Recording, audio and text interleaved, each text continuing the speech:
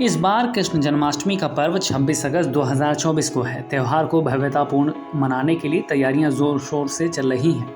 इस दिन भगवान विष्णु के अवतार श्री कृष्ण का जन्म हुआ था। भगवान श्री कृष्ण का जन्म रात 12 बजे होने से उसी समय उनके बाल स्वरूप की पूजा होती है। भगवान श्री कृष्ण ने बचपन से लीलाएं दिखानी शुरू कर दी थी। ऐसे ही चमत्कार दिखाते हुए कृष्ण राधा दोनों को आपस में बाल काल में प्रेम हो गया था।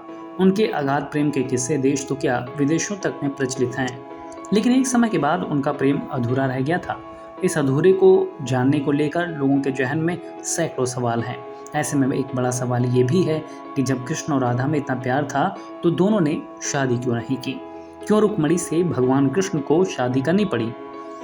ब्रह्म वैवर्त पुराण के अनुसार भगवान कृष्ण और राधा का मिलन से जुड़ी कथा अपने आप में खास है। कहा जाता है कि एक बार नंद बाबा श्री कृष्ण के साथ बाजार गए थे। उसी समय उन्होंने राधा को देखा। राधा की सुंदरता को देख श्री कृष्ण उन पर मुग्ध हो गए थे। यही हाल राधा का भी था। जहां पर राधा और कृष्ण पहली बार मिले थे उसे संकेत तीर्थ कहा जाता है, जो कि संभवतः नंदगांव और बरसाने के बीच में है। भगवान कृष्ण 4-5 साल के रहे होंगे। वे अपने पिता के साथ गाय चराने खेतों में जाया करते थे। एक दिन अचानक तेज बारिश हुई और कृष्ण भगवान ने रोना शुरू कर दिया।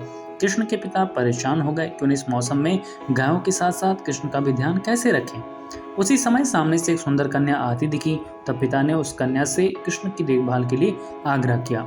इस पर वो कन्या कृष्ण की देखभाल करने के लिए राजी हो गई। ये कन्या और कोई नहीं बल्कि राधा थी।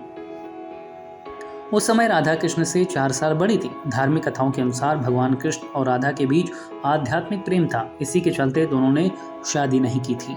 श्री कृष्ण ये भी संदेश देना चाहते थे कि प्रेम और विवाह दो अलग अलग है। प्रेम का अर्थ विवाह नहीं होता। उनका मानना था कि राधा उनकी आत्मा है और ऐसे में क्या कोई अपनी आत्मा से शादी करता है? ब्रह्म वैवर्त पुराण के अनुसार भगवान कृष्ण और राधा के विवाह न होने की एक वजह रिश्ते का सही मिलान न होना भी था।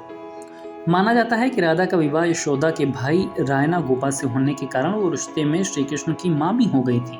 कहते हैं कि राधा रानी मां लक्ष्मी का स्वरूप थी और रुक्मिणी भी मां देवी का स्वरूप थी। इसीलिए माना जाता है कि राधा और रुक्मिणी एक ही अंश थे। इस प्रकार श्री कृष्ण का विवाह रुक्मिणी से हुआ था। जब श्री कृष्ण वृंदावन छोड़कर जा रहे थे तब राधा को देखकर उनसे मिलने आए और वापस लौटकर आने का वादा किया था। रुक्मिणी श्री कृष्ण को मन ही मन अपना पति स्वीकार कर चुकी थी। इसके बाद कृष्ण को पता चला कि रुक्मिणी का विवाह किसी से उनकी इच्छा के विरुद्ध हो रहा है। तब उन्होंने रुक्मिणी से विवाह रचा लिया।